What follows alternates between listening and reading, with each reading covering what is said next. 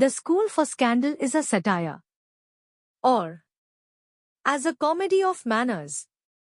The School for Scandal is a satire that uses irony, sarcasm, and ridicule to critique the social norms and values of the aristocracy.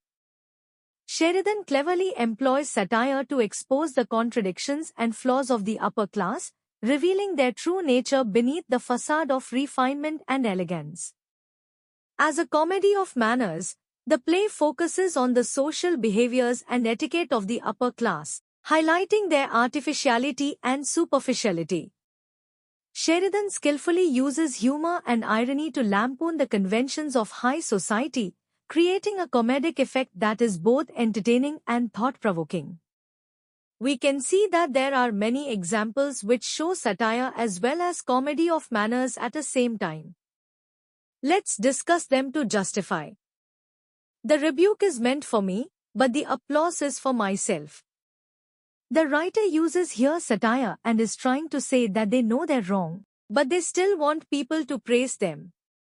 We see a glimpse of comedy of manners also here. Writer shows how people care more about what others think than about being honest with themselves. Let's see another example. There's no possibility of being witty without a little ill nature. Here writer criticized being witty often means making fun of others, which moral-less activity. If we talk about comedy of manners, this quote shows how people use humor to impress others, even if it means being a bit mean. A sentimental knave is the most dangerous of all knaves. In above line, writer satires society and its people who manipulate emotions to get what they want are the worst kind of artificial. Comedy of manners can also be seen that R.B. Sheridan highlights how people pretend to be emotional to get attention or sympathy. I know no woman who is not, in some point or other, a slave to vanity. Here Sheridan wants to satire women who are often expected to care too much about how they look and what others think. By using the technique of comedy of manners, writer shows how societal pressure makes women focus on appearance rather than what's truly.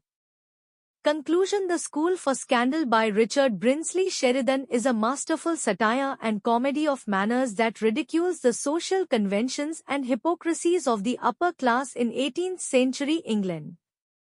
Through its witty dialogue, clever plot twists, and memorable characters, the play exposes the artificiality and superficiality of high society, making it a timeless commentary on human nature.